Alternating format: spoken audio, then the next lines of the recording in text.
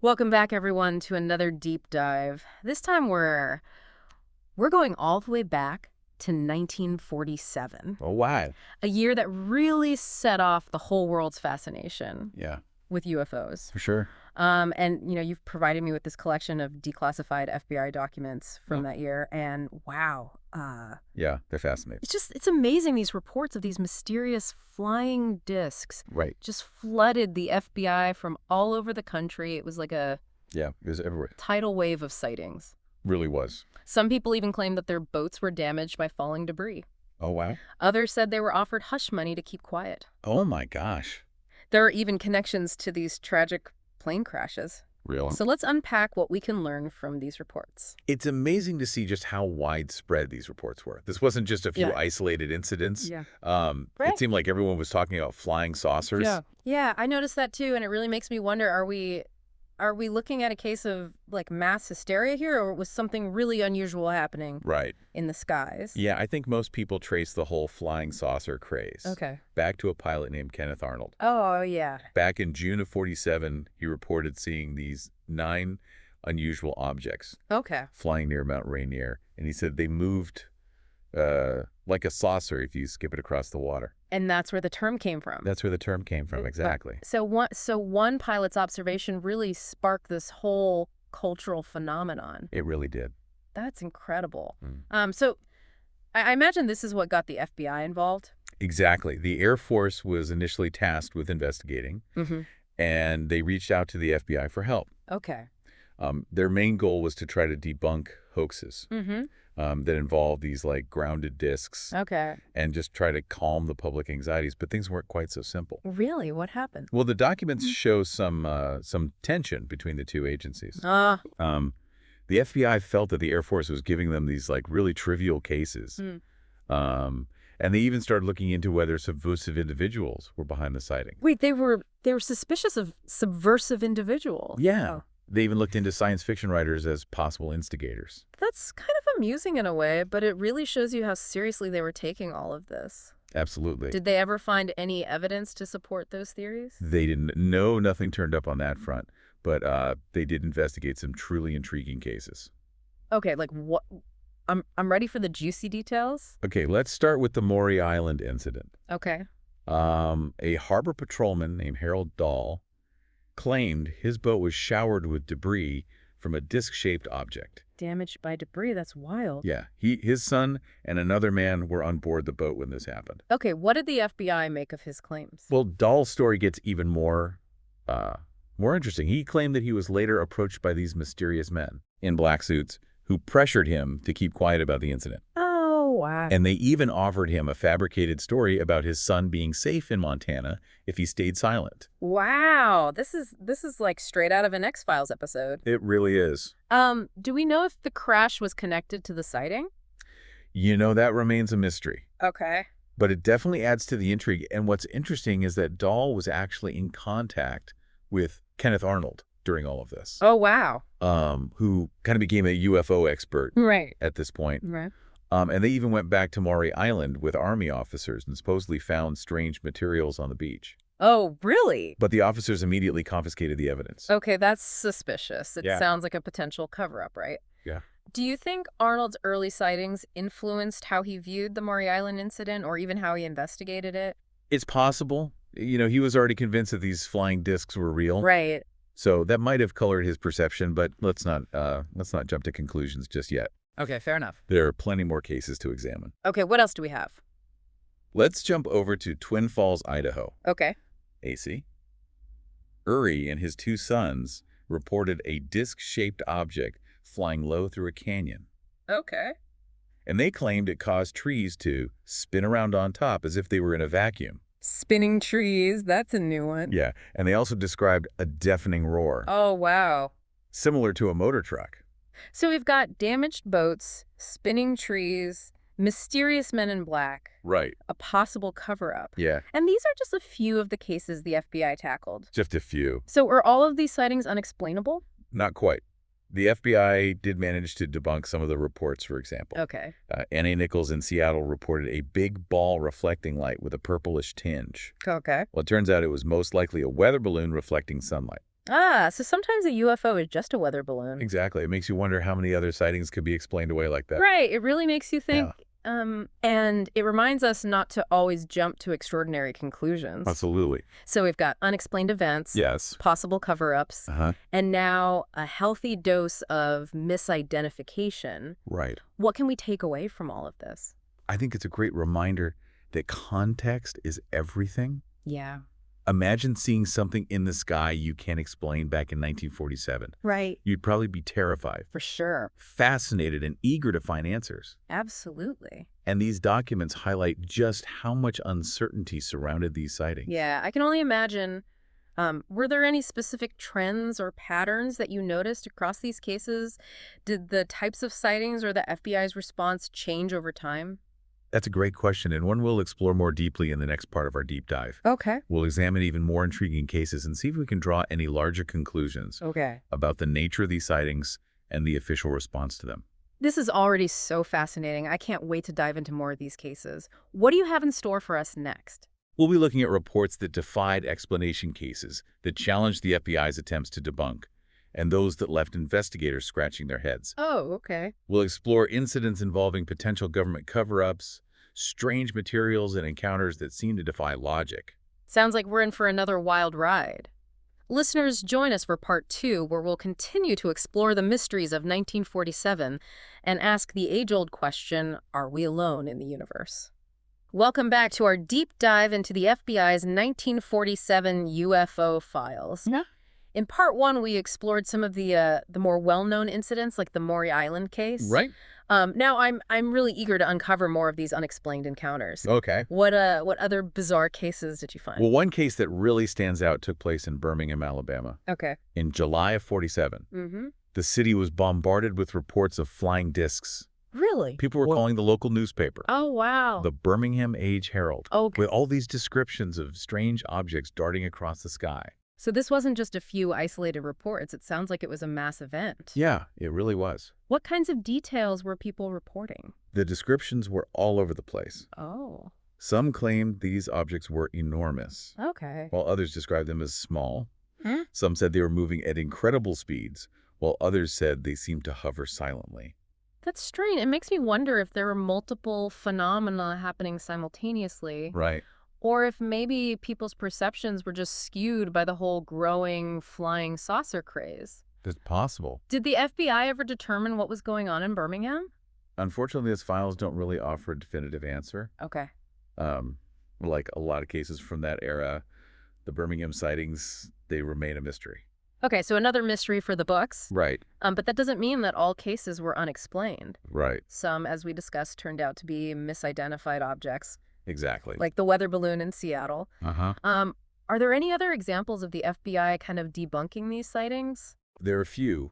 Remember we talked about those sightings over Logan, Utah? Right. Many describe these formations of lights. Yeah. Almost like choreographed aerial displays. Right, the formations. I remember that. Yeah, and this detail pops up in other cases as well. What did the FBI make of those reports? Well, while some remain unexplained, a similar report from Seattle involved a group of engineers at Boeing Aircraft Okay. who saw this dark, triangular object Mm-hmm. fluttering like a leaf over the airfield, and they were convinced it was something extraordinary. Wow, even experts at Boeing can be fooled. But after interviewing witnesses and checking with the control tower, the FBI determined that it was most likely just burnt paper being blown by the wind. Wow. It's fascinating how easily our perceptions can be tricked, even for trained professionals. It really is. But those formations, those seem different somehow. Yeah. Did the FBI ever offer any theories about why these objects might appear in formation? You know, they never reached any firm conclusions, Okay. at least not in the documents we have. However, it's worth noting that the idea of this coordinated movement, Right. it raises some intriguing questions. Mm. What could explain this apparent intelligence behind the maneuvers? Yeah, it's definitely a detail that fuels the imagination. Right. Makes you wonder if there's a purpose behind these movements or if we're just kind of imposing patterns where none exist. Speaking of intriguing details, were there any other cases that stood out to you? There's a report from Ellensburg, Washington, Okay. that caught my eye. It involved a prison warden from Montana Okay. who was driving with two convicts. Wait, convicts were involved in a UFO sighting? Wow, right. That's a story I haven't heard before. It adds an interesting layer to the whole thing. But here's the real kicker. They described this object going into a nosedive and thought it was going to crash, but just before impact, it disintegrated, leaving behind this strange pillar of gas just hanging in the air. A pillar of gas? Yeah. That's not something you hear in your typical UFO report. Right. Do you think this detail lends any credence to their story? It's hard to say without any physical evidence. Right. It's difficult to separate fact from fiction. Sure. But this detail and others like it just remind us that eyewitness accounts, while they can be compelling, they can also be unreliable. That's true. I imagine the media frenzy surrounding these sightings only amplified the potential for, misinterpretations and embellishments. Absolutely. The power of suggestion is undeniable when everyone's talking about flying saucers. Yeah. It's easy to see how even the most mundane objects could be perceived as something extraordinary. That makes sense. Were there any cases where individuals seemed to be exploiting the situation for their own gain? You might remember the science fiction editor, Ray Palmer, we mentioned earlier. Yeah. The FBI documents suggest that he might have been using the whole flying disc phenomena as inspiration for his stories. He might have even exaggerated or fabricated details Right. to make his narratives more sensational. That's interesting. While it's possible that Palmer was deliberately embellishing stories, couldn't the timing simply be a coincidence? Maybe the UFO phenomenon genuinely inspired his writing. It's certainly a possibility. Okay. And it just highlights the importance of considering multiple perspectives when examining these events. Right. We can't always know someone's motivations, but we can analyze the evidence and draw our own conclusions. Good point. So we have cases that were debunked, Right. cases that were embellished, and still others that remain unexplained. Yeah. What else did you find in these files? There are a few cases that kind of fall into a gray area. They weren't definitively debunked, Okay. but they didn't really offer much concrete evidence either. Okay. For example, there's this report from Philadelphia where witnesses saw a bluish-white flaming object with a smoke trail, Okay. and they heard this hissing or buzzing sound. That sounds pretty dramatic. Did they ever figure out what it was? The FBI investigated, Okay. but they couldn't find a definitive answer. They checked with the Army and Navy to see if they were conducting any experimental flights, but both denied any involvement. Okay, so another mystery for the books. Right. It seems like a lot of these reports came from around major cities or military bases. Yeah. Do you think there's a connection there? That's a good observation. Yeah. It's certainly possible these locations were just more likely to observe unusual activity, Right. whether it was experimental aircraft or weather phenomena or something else entirely. And remember, this was also during the Cold War, Right. a time of heightened anxieties and secrecy. Absolutely. People were on edge, Yeah. and that could have influenced their perceptions. That makes a lot of sense. So we've got this mix of explained, unexplained, and everything in between. It seems like 1947 was a year of genuine uncertainty Yeah. and intrigue. It really was. And while some might just dismiss these sightings as mere hysteria or misidentification, Right. I think there's something more profound at play. What do you mean? These reports, regardless of their ultimate explanation, they tap into this deep-seated human desire to understand our place in the universe. Right. 1947 may have been the peak of the whole flying saucer craze, Right. but it really marked the beginning of our modern fascination Yeah. with UFOs and the possibility of life beyond Earth. You're right. And that fascination has really endured for decades. It has. Even with advancements in science and technology. I'm curious, do you think these files reveal anything about the government's stance on UFOs? It's hard to say for sure. Okay. While the FBI initially they sought to debunk these sightings, their efforts were often met with ambiguity and unanswered questions. Right. Even their decision to eventually just hand the investigations over to the Air Force. Yeah. I think it suggests a recognition that this phenomenon, whatever it may be, warranted further scrutiny. That's a great point. It seems like they were acknowledging that some sightings defied simple explanations. Right. I'm curious to see what other insights we can glean from these files. What else have you got for us? Well, in part 3 of our deep dive, we'll be exploring some of the most challenging cases from the FBI's 1947 files cases that pushed the boundaries of explanation and really left investigators with more questions than answers. Okay. We'll be looking at reports that involve potential government cover-ups, strange materials and encounters that seem to defy logic. I can't wait. This is shaping up to be one of our most intriguing deep dives yet. Join us for part 3, where we'll continue to explore the mysteries of 1947 and the enduring question, are we alone in the universe? Welcome back to the final part of our deep dive into the FBI's 1947 UFO files. We've explored everything from, crashed discs and mysterious men in black suits to more, mundane explanations like weather balloons and even burning paper mistaken for something otherworldly. We've seen cases that were easily debunked, others that were likely embellished, and still more that remained shrouded in mystery. But Yeah. through it all, I think one thing is clear. 1947 was a year that really captured the world's imagination. Absolutely. And as we delve into these final files, I'm curious what else we can learn about this pivotal moment in UFO history. Yeah. What are some of the most baffling cases that you uncovered, the ones that really push the boundaries of explanation? One that immediately comes to mind took place in Agate Beach, Oregon. Okay. A man named L.R. Burnett reported seeing a disc Mm-hmm. bright in color on the evening of August 7th. Okay, another disc sighting. What makes this one stand out from the, hundreds of others reported that year? The details are sparse, but Burnett claimed he could only observe the object for a short time because of the intense heat. Intense heat, that's certainly not something you hear every day. Does the report elaborate on the source of this heat? Was it emanating from the object itself, or was it some kind of environmental factor? Unfortunately, the report doesn't provide any further details, so we're left to speculate. Okay. Was this some kind of propulsion system, a byproduct of the object's energy source? We simply don't know, and that's what makes this case. Right. And others like it so fascinating, they tantalize us with possibilities. Yeah. Leaving us with more questions than answers. It's a good reminder that there are still so many unknowns when it comes to these phenomena. I imagine it was incredibly frustrating for investigators at the time. Oh, for sure. Did you find any other reports that left the FBI similarly perplexed? There's another report from Redmond, Washington that caught my attention. Okay. It involved two individuals named Kenneth Arnold and Sidney Hurt, Okay. who reported seeing two discs in the morning sky. Hold on. Kenneth Arnold, as in Kenneth Arnold, the pilot who sparked the whole flying saucer craze? The very same. Wow. This report suggested he had another encounter with unusual objects just a month after his initial sighting near Mount Rainier.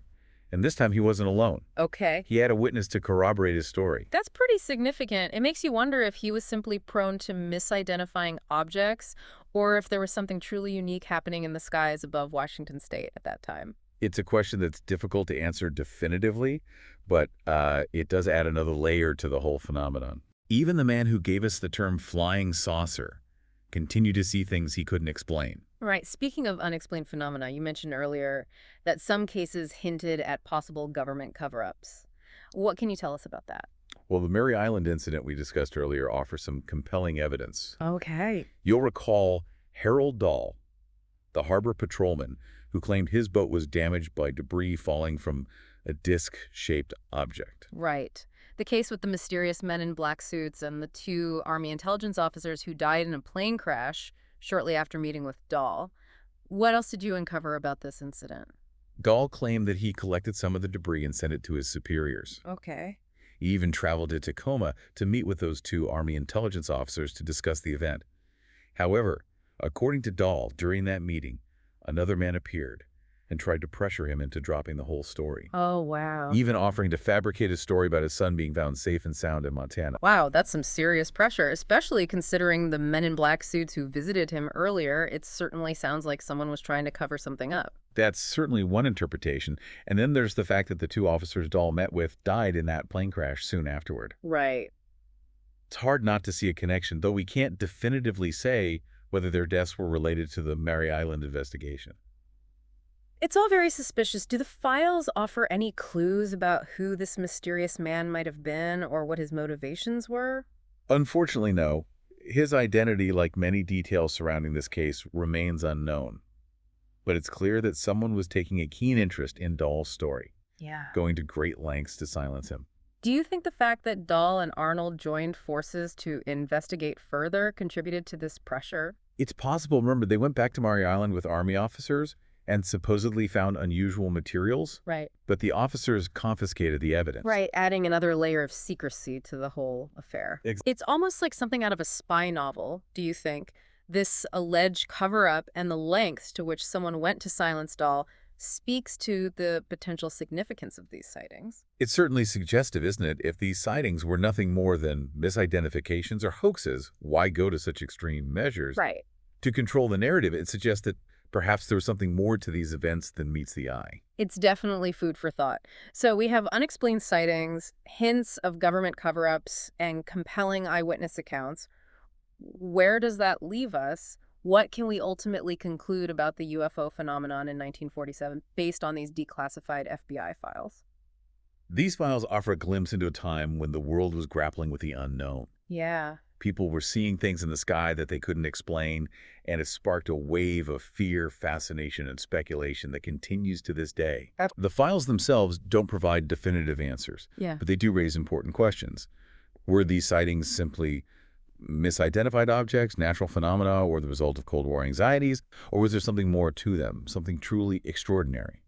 It's a question that continues to intrigue us even after all these years. It does. And while we may never have concrete answers, I think that's part of what makes this topic so compelling. It reminds us that there's still so much we don't know about our world and the vast universe beyond. Exactly. And these files, while offering a snapshot of a particular moment in time, Right. serve as a reminder that the search for understanding, for answers to the big questions, is an ongoing journey. Well said. This has been a truly captivating journey through the FBI's 1947 UFO files. We've explored the spectrum of human experience, from the awe and wonder of the unknown to the fear and suspicion surrounding potential government cover-ups. And while we may never know the full truth behind these events, one thing remains certain: the allure of the unexplained will continue to captivate us for generations to come. And perhaps that sense of wonder, that drive to explore the mysteries of our universe, is just as important as the answers themselves, after all.